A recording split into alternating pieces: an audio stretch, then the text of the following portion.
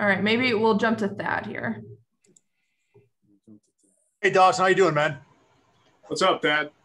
Good to see you. Thanks for your time. I wanted to ask about Tight End University. How much of an honor is it to be invited to that thing? Oh, man, super excited. I know George pretty well. I've met Travis a couple times and Greg too, but super excited to get with those guys. It's actually in Nashville. It's literally, I think the hotel we're staying at is probably a 5-minute drive from where I stay. So it'll be fun to kind of be in my own stomping grounds with all the guys around the league. I, got a bunch of friends coming. Evan Ingram, I used to play at Ole Miss with, is going to be there. So I think that'll be a pretty good weekend. It sounds like a good hangout time, but what are you hoping to get? What are you expecting to get professionally from, being around all those guys? Oh, it's going to be great. We're going to break down a lot of film. We're going to do a couple of hours every day of on-field work and kind of just some drills that each of the guys like. I think it's going to be kind of a forum to where like every guy can kind of show a couple things that they like and a couple things that they see on film. It's kind of everyone brings their own perspective on stuff, so we can kind of learn from everyone and their different styles of play. So I think it's going to be pretty cool. Sounds fun, man. Enjoy it. Oh yeah, thanks. I'm excited. Yep. What's up, Dawson? Matt Perino here. Good to see you. What's up, Matt? Good to see you. Not much. Big off season for you. I want to start with working out in California with Josh. It seems like you guys spent a lot of time together. What was that time like? What did you guys specifically work on? And, just take me inside a little bit. What was the whole experience like? Oh, yeah. So it was great being with Josh. The house that I was staying at was probably 15, 20 minutes down the road from him. Went over to his house there a few times. He's got an awesome setup. Got to see him and Brittany a little bit. Even played some board games, went out to dinner. But it was good hanging out off the field. But on the field was great too. I mean, we just did a bunch of routes, and it was kind of during our first phase of Zoom meetings. So if there was a new play or a new route concept that Dave was installing, we were able to take it straight to the field. He kind of worked through some of the points where he would, tell me what he's looking for, like when to give him eyes on certain routes. So just some real little details that, we were able to hammer down on some of the new stuff, which was nice. And how much are those details so important when you're going full speed? You guys didn't have this period last year. I know you had the workouts in Florida, but how important is it ironing out those details now so that you can kind of play fast when the time comes? Oh, it's crucial. I mean, that's, our philosophy is the only way to get better at football is by playing football. Watching film, being on Zoom calls is good. It's a good foundation. But in order to really work on that chemistry and really get some of the timing down, you got to do stuff full speed. So it was great just kind of putting those first bricks down to start building up what we want for the season. Awesome. Thanks, man. Yeah, for sure. Hey, Dawson, it's John Scott. Good to see you, man. What's up, John? Good to see you. Just in general, obviously, we talked last year extensively about how you were a quarterback in high school and you transitioned at Ole Miss and things like that. So where would you say you are in your development as an actual full-time tight end? Yeah, I mean, it's just every year I try to, just keep stacking good games on good games. And right now I'm just focused on this offseason, what I can do every day to make myself into the best tight end I can possibly be and the best tool I can be for this team to, win games. So I think it's just taking one day at a time and focusing on, one or two things a day to just keep stacking those good days on good days. But, I'm ready to, I feel like I haven't touched my potential yet, and I'm ready to take that next step. So I'm really excited for the season. What about last year? Obviously, that was challenging for multiple reasons. I don't know. I don't want to call it a lost year, but I mean, how much did that kind of stunt your growth with the position and especially at the professional level, understanding that it was a challenge to get out there again for a few reasons? Yeah. I mean, the first half of the season was a little rocky between the COVID deal and the calf injury. I had a concussion that put me out for a game, but the second half, I felt like I was really able to start putting together some good momentum. I'm not sure exactly what my stats were through those last few games, but I feel like I was definitely on the right track of, starting to get my feet under me, starting to have some good momentum, starting to get the timing right with Josh. So I'm planning on, taking how we finished last year and just keep that good momentum going for this year. And quickly, this time last year, a point that I know you said you emphasized in the offseason was shoring up your hands and continuing to elevate that. Did you do anything different? What did you do And is that still, you know, one of the top places you're focusing on? Oh, for sure. That's my number one focus. You know, I don't want to be dropping touchdowns, and I know no one wants to see that. But yeah, so I actually did a bunch of stuff in California with this. I don't even know exactly what you would call him, but he's like a hand-eye trainer. He works with tons of guys across the NFL, NHL, MLB. And it's crazy the different types of tools he has, whether it's catching stuff from a machine shooting ping pong balls at you, or looking at a screen and touching stuff and doing eye movement assessments. It was really cool to learn some of the stuff that he had. And I was with him every day for about 6 weeks or so. And he actually shipped me a bunch of stuff. I've got this, it's called Robo Pong machine, where it shoots out ping balls with different curves at you, and you just work on catching them. So that's definitely been a big emphasis for me. So I feel like he was able to really help with that. Awesome. Thanks, man. Good to see you. Yeah, for sure. Mr. Stiff Arm, Mookie Hawkins, Buffalo Sports Today. How's it going, man? What's up, Mookie? Good to see you. I'm hanging in there. Like those shades. Oh, thank you, man. Thank you. Just my OTA frames right here. I might need me a pair of those. I got you. Don't worry about it. But going into this year, man, year three, we always expect everyone to hit that big step in year three. So what are some of your expectations going into this season? Yeah, so kind of like what I touched on earlier, I felt like I started to really stack some good games on good games and really start getting some good momentum and starting to earn the trust of Josh and just little things like that. So I plan on, keeping that positivity going, and also just, whether it's doing more hand-eye training or getting with Josh kind of off the field, especially during this little break we're about to have after mini camp between that and camp, just anything I can do to help this team, win games and win championships. That's my number one focus, So I feel like I'm ready to take that step too, because I feel like, I've had some decent years, some decent stats, but I'm far from, I'd say, content with my game so far. So I'm really excited to, see how the season goes. Absolutely, man. We know you definitely have all the tools to be the dynamic tight end that they drafted you to be.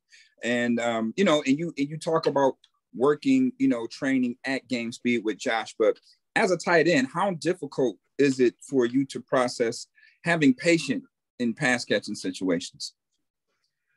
Yeah, so that's also a big thing. Depending on the concept, depending on the play, you can be open too early. Like, that's a thing. You don't want to necessarily beat your guy immediately when the ball snapped, because Josh might not be looking at you yet. So that patience of just knowing Josh's progression, knowing what he's looking at in certain coverages, and knowing where to fit is huge too. And that's something that just comes with playing a lot. So thankfully, with 2 years under my belt, I feel like I'm starting to see some of those things that I had no idea were even a thing. Like my rookie year, I was just out there with my head spinning, hoping I ran the right route.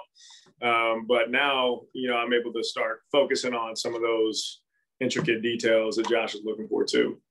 Absolutely, man. I'm expecting you to have a big year this year. Looking good so far. Enjoy Thanks, camp. I appreciate it. Can't wait. Hi, Dawson.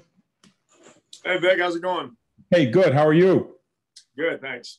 Great. Dawson, fascinated by this hand-eye thing you talked about. Do you have a name of who the guy is?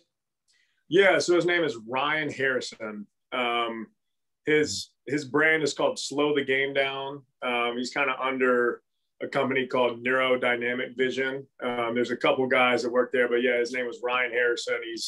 I would train at the Anaheim Ducks facility with him out in Orange County. So it was a pretty great setup. Some of the stuff was crazy. Like, it would, work your eyes in a way to where you feel like you're almost hypnotized, and you're working eye muscles, and you never really understand that your eyes are muscles too. So they get tired. We would do stuff that would make you feel like you need to take a nap, just the way your eyes were working. So it was really interesting, but I really started to like it. And I felt like my progress from my first day with him to my last day was pretty great. So he shipped me a bunch of good stuff, and I'm planning on going out there for a little bit this offseason too, or right after minicamp.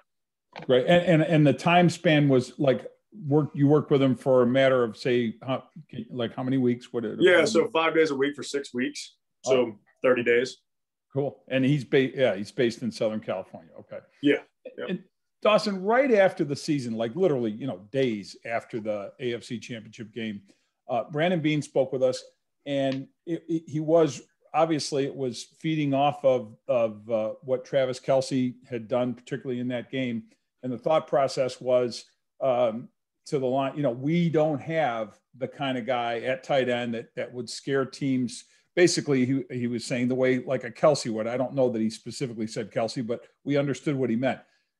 I'm not sure if you were aware that he had said that, but when the GM is kind of saying that kind of thing shortly after a game like that, and I realize, you know, things are kind of raw too after a loss like that, but how did that strike you at all as, of course, a tight end on this team? Well, yeah, I mean, I want to get to the point where I am that weapon for our team, and Travis is the best in the league right now at what he does. So I talked with him some after the game, and we're planning on getting together at the tight end U thing, which I'm excited for. I've got his number in my phone, but it just comes from watching film and getting on the field and starting to, you know, feel out some of the stuff that he can see pretty quickly. You know, it's really not just running your route and being in the right spot. It's kind of how well can you adjust on the fly? How well can you read coverages when the ball snapped? Because defenses are so good at disguising coverages. Safeties are moving around. Linebackers are, you know, showing blitz and then they'll drop out. So it's just starting to be able to kind of catch on to some of those things, which I felt like I was able to do more and more as the year went on last year, that I'm kind of excited to keep building on. And I definitely feel confident that I'll be able to do that this year. And I know that I want to just keep stacking those good days on good days. And I know you don't take anything for granted, Dawson, but the fact is, what's interesting, I think, from the whole upshot, once he said that, of course, the natural thing was, okay, they're going to draft a tight end. They're going to, you know, and people wanted to mock a tight end to the Bills in the draft or go into free agency, whatever it might be. And we know the talk is still out there that they might trade for a guy. Zach Ertz's name. I'm sure you're aware of that. Bottom line, though, is as we speak, just what you said, it's your chance still very much to be what they want to be. I know there's other tight ends on this team, but I'm saying you're so far, it looks like their plan is still very much what can you do to help them? Are you drawing some kind of confidence that they didn't draft that guy, or are you still sitting there saying, oh shoot, they might still make a move? How do you look at it? You know, how I look at that stuff is whoever they bring in, that's just great competition for the room. I love that Jacob's here now. He's a great dude. I've enjoyed getting to know him some. He lives 5 minutes away from me downtown in Nashville, which is cool. But I think no matter who they bring in, it just elevates everyone's level of play. Like when I was at Ole Miss, I was a walk-on. I was learning behind Evan, who was an All-American. He graduated, and they brought in 3 4-star recruits that same year. And I feel like that elevated my play to where I earned the starting spot that same year and kept that spot, you know, through my years there. And then was able to come in as a rookie and earn the starting spot. So, I mean, it was just, I think no matter who they bring in, whether it's a rookie or a, you know, all pro like Zach, I think it'll be great just to elevate competition because, you know, iron sharpens iron. And that's a big philosophy that I have. So it's great having Jacob here too. You know, we're learning things from each other. We're competing, but also, you know, building some good team chemistry to use multiple tight end sets and stuff like that. So it's really not a, you know, what can I do to be better than the guy next to me? It's what can I do to make myself the best player I can. So it's fun when you get new guys in the room because it kind of elevates everybody. Dawson, thank you so much and all the best through the rest of the offseason. Yeah, thanks, Vic. Hey, Dawson, I'm going to sneak in one more here because I saw John Feliciano tweet the middle finger emojis at Lee Smith on his first day because he wasn't he's out now with the Atlanta Falcons. Talk a little bit about that and just, you know, not having Lee here, Tyler, who was here for your first 2 years, and the different dynamic of the room now with those guys gone. Yeah, I mean, everybody in the building misses Lee, especially John, as you could tell. I'm sure he was crying while he was typing that, but I mean, he was like a big brother, you know, from the second I got in there, he took me under his wing, kind of showed me how to handle myself in the locker room, how to, you know, talk to coaches the right way, how to be in my playbook, how to handle practice and injuries the right way. I mean, he was crucial for me in my development, I think. And obviously Atlanta is getting a great leader and a great player, arguably the greatest blocking tight end ever play. but he's definitely missed, especially from the leadership and the locker room standpoint. I mean, he was, kind of that intermediary between the players and the coaches. He always had our backs, and he was able to talk to the coaches on how, we want to structure things and how the coaches want to structure things. And he was able to, always kind of get us to where we were, agreeing and on good terms. But he'll always be like a big brother. He lives in Knoxville, which is just a few hours from Nashville. I'm planning on seeing him whenever we're done with OTAs. So I know they're coming up to Buffalo to play. So I'm going to try to fight John for that jersey swap, but I don't know how that'll go. But it'll be fun to see him and his family. Awesome. Thanks again. Yeah, for sure. Thanks, Matt. Hey, Dawson, Jenna Cottrell in Rochester. Hope you're doing well. Just curious, as you enter year 3 now, what do you think you kind of learned about yourself throughout, especially last season, going through the injuries and everything like that? It's just, I think a lot of it's mental toughness and just staying locked in. That 10-day quarantine was one of the most frustrating things I've ever dealt with in my life, because I had COVID. That next day I had a headache for half the day, felt a little tired.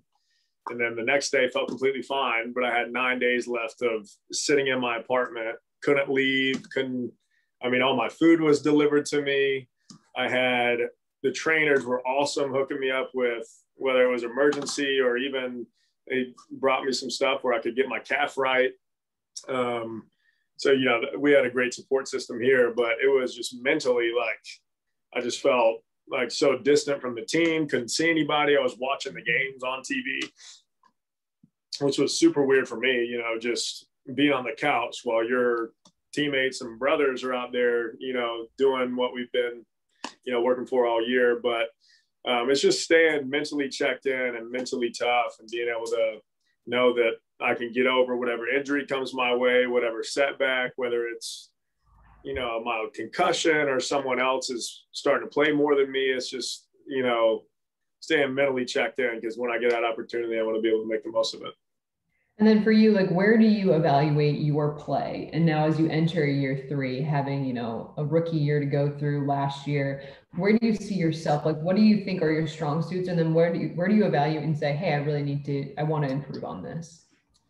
Yeah. So like I kind of mentioned earlier, I felt like I really started going in the right direction the second half of last season. Obviously, the whole year didn't go like I planned. I wish that I was able to start from a good point, game 1, and go all the way through week. I guess it was 20 games that we played, or 19.